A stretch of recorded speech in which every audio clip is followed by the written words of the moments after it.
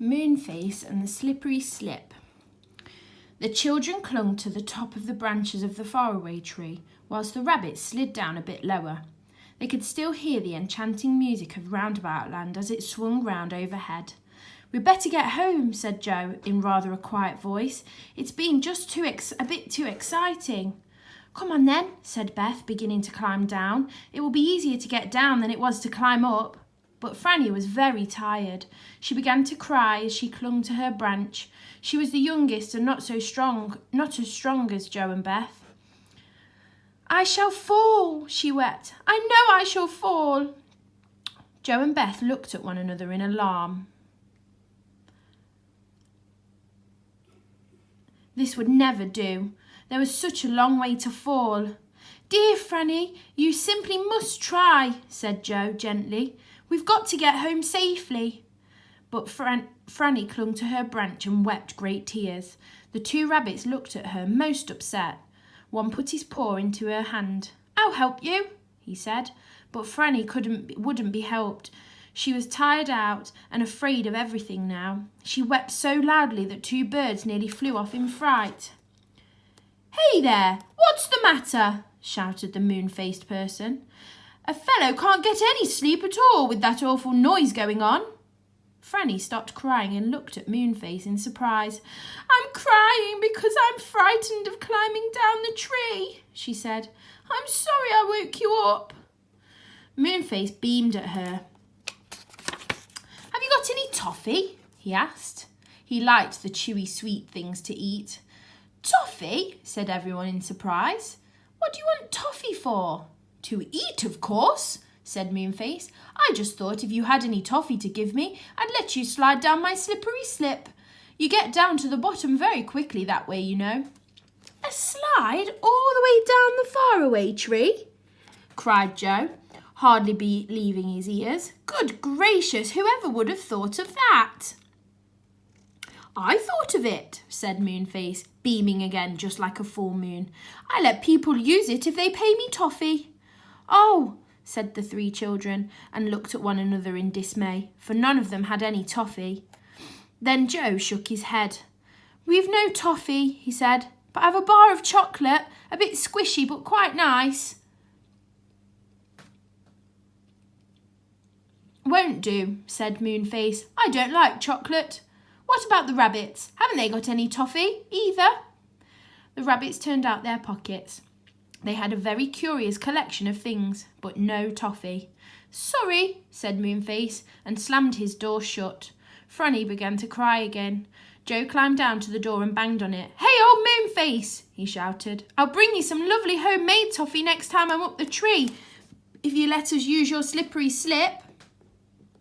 The door flew open again, and Moonface beamed out. "Why didn't you say that before?" he asked. "Come in." One by one, the rabbits and the children climbed down the door and went in. Moonface's house in the tree was very peculiar. It was one round room, and in the middle of it was the beginning of the slippery slip that ran down the whole trunk of the tree, winding round and round like a spiral staircase. Round the top of the slide was a curved bed, a curved table, and two curved chairs, made to fit the roundness of the tree trunk. The children were astonished and wished they had time to stay for a while, but Moonface pushed them towards the slide. "You want a cushion each?" he said. "Hey, you rabbit, take that top one and go first." One of the rabbits took an orange cushion and set it at the top of the slide.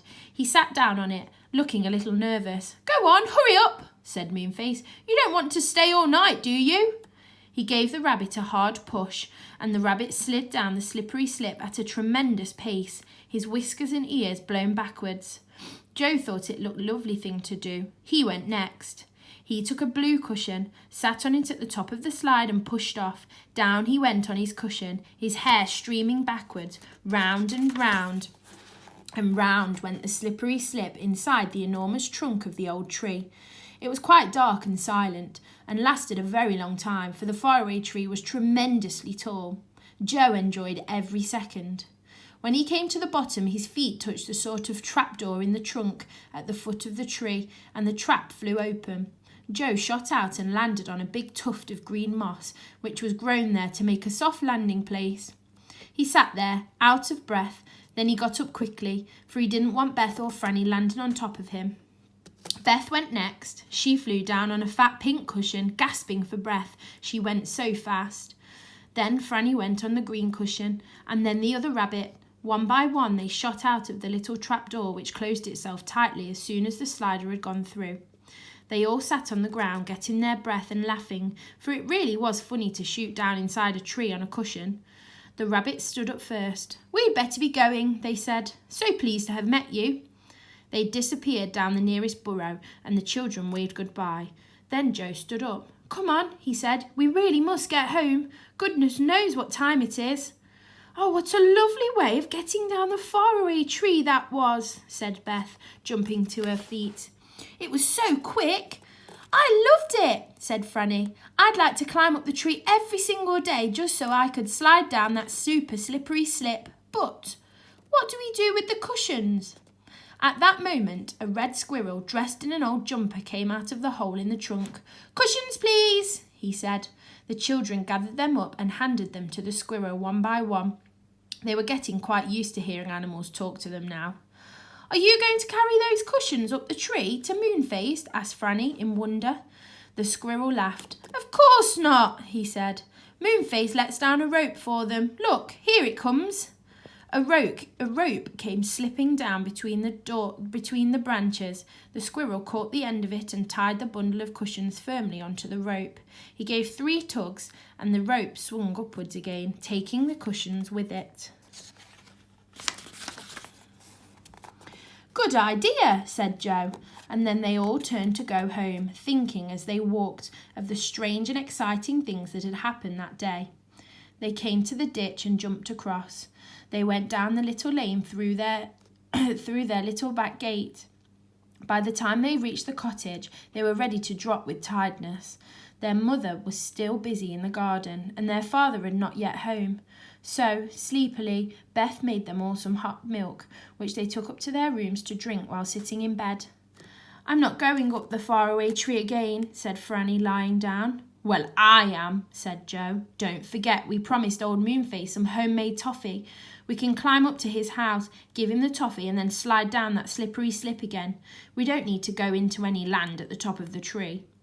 But Beth and Franny were fast asleep, and very soon Joe was too, dreaming of the strange faraway tree and the curious folk who lived in its enormous trunk.